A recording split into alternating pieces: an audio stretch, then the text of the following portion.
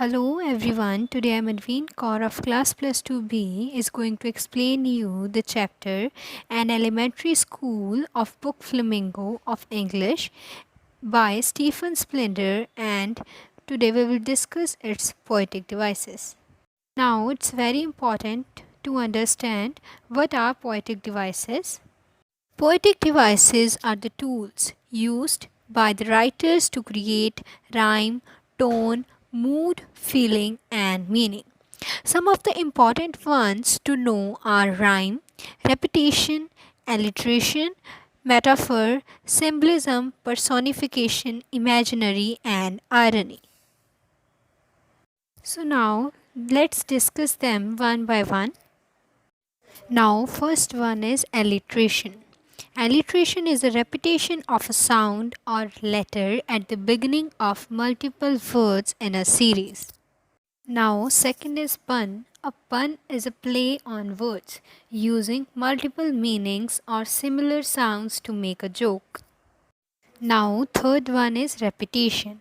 Repetition is fairly self explanatory. It's a process of repeating certain words or the phrases. Now, fourth one is metaphor. A metaphor is when a writer compares one thing to another.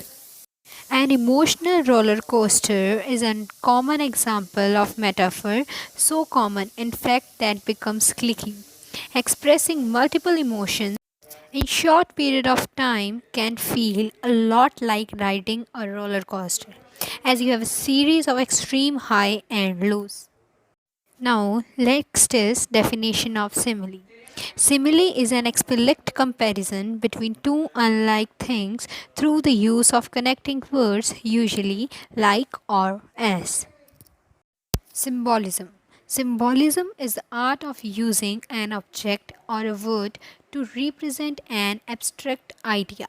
An action, person, place, word, or object can all have a symbolic meaning. Imaginary. The mental pictures created by a piece of writing. For example, the imaginary of the wasteland. Crumbling towers, dried up wells, toppled tombstones conveys the author's sense of civilization in decay. Now let's read the poem and discuss the poetic devices used in this poem. Far, far from gusty waves these children face, like rootless weeds they hair torn round their pillar. The tall girl with her vague down head, the paper seeming. Boy with rat eyes, the stunned unlucky hair of twisted bones, reciting father's gnarled disease. His lesson from his desk at the back of a dim class. One unnoted, sweet and young, his eyes live in a dream of squirrel's game in tree room other than this. On sour cream walls, donation, Shakespeare's head. Cloudless at dawn, civilized storm riding all cities. Belt, flowery, Tyrolese valley, one-handed map, awarding the world its world. And yet, for these children, these windows, not this map, this world, were all their future painted with a fog.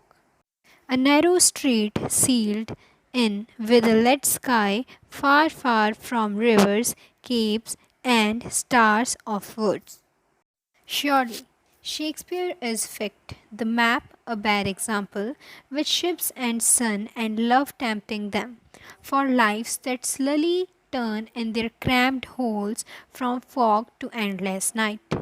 On this slag heap, these children, where skins peeped through by bones and spectacles of steel, with mended glass like bottles, bits on stones. All of their space and time are foggy slum, so plot their maps with slums as big as dome. Unless governor, inspector, visitor, this map becomes your window and these windows that shut upon their lives like a catabombs. Break, oh break, open till they break the town and show the children to green fields and make their world. Run azure on gold sands and let their tongues run naked into books, the white and green leaves upon history there whose language is the sun.